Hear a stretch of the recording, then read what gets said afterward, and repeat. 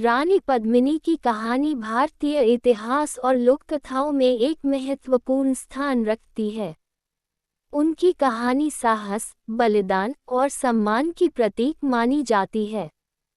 रानी पद्मिनी, जिन्हें रानी पद्मावती के नाम से भी जाना जाता है, चित्तौड़ की रानी थीं।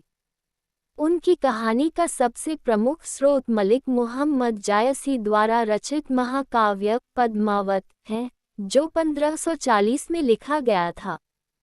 प्रारंभिक जीवन। रानी पद्मिनी का जन्म 13वीं शताब्दी में श्रीलंका के सिंगल द्वीप पर हुआ था। वह एक सुंदर और साहसी राजकुमारी थीं। उनके पिता गंधर्व सेन और माता चंपावती थीं। पद्मिनी की सुंदरता की कहानियां दूर दूर तक फैली हुई थीं और उनके बारे में सुनकर कई राजकुमारों ने उनसे विवाह करने की इच्छा जताई थी। विवाह। पद्मिनी का विवाह चित्तौड़ के राजा रतन सिंह से हुआ था। रतन सिंह गहलोत वंश के शासक थे और एक साहसी योद्धा थे।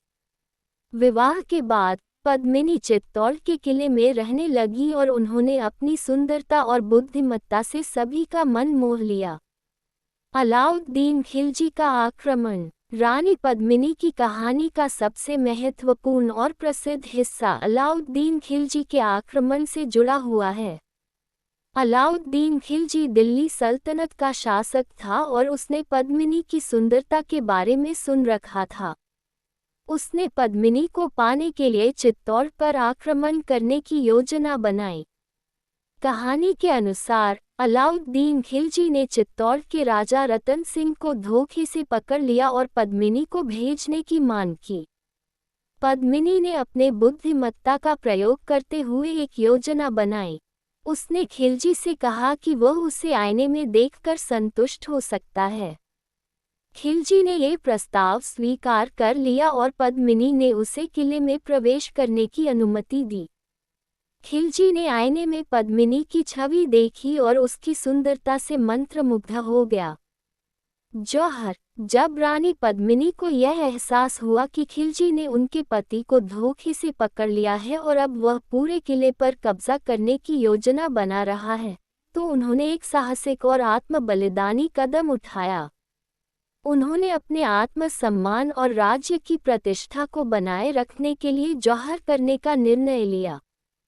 जौहर एक प्राचीन राजपूत परंपरा थी जिसमें महिलाएं दुश्मन के हाथों से बचने के लिए खुद को आग में समर्पित कर देती थीं। पद्मिनी और चित्तौड़ की अन्य महिलाओं ने जौहर कुंड में प्रवेश किया और खुद को अग्नि को समर्पित कर दिया। इस तरह उन्होंने अपनी इज्जत और सम्मान को बनाए रखा। रतन सिंह और उनके योद्धाओं ने भी अपने राज्य और सम्मान की रक्षा के लिए अंतिम लड़ाई लड़ी और वीरगति को प्राप्त हुए। पद्मिनी की विरासत। रानी पद्मिनी की कहानी ने भारतीय इतिहास और लोक कथाओं में एक अमर स्थान प्राप्त किया है। उनकी कहानी ने साहस, बलिदान और सम्मान के प्रतीक के रूप में उन्हें अमर कर दिया है। चित्तौड़ का किला आज भी उनकी वीरता और बलिदान की गवाही देता है। रानी पद्मिनी की कहानी पर कई साहित्यिक और फिल्मी कृतियां भी बनाई गई हैं। 2018 में संजय लीला भंसाली द्वारा निर्देशित फिल्म पद्मावत ने इस कहानी को नए सिरे से प्रस्तुत किया और इसे व्यापक पहचान दिलाई। निष्कर्ष। रानी पद्मिनी की कहानी न केवल भारतीय इतिहास का एक महत्वपूर्ण हिस्सा है, बल्कि यह सम्मान, साहस और बलिदान की एक महान गाथा भी है। उनकी कहानी हमें सिखाती है कि किसी भी परिस्थिति में आत्मसम्मान और सम्मान की रक्षा के लिए संघर्ष करना महत्वपूर्ण है।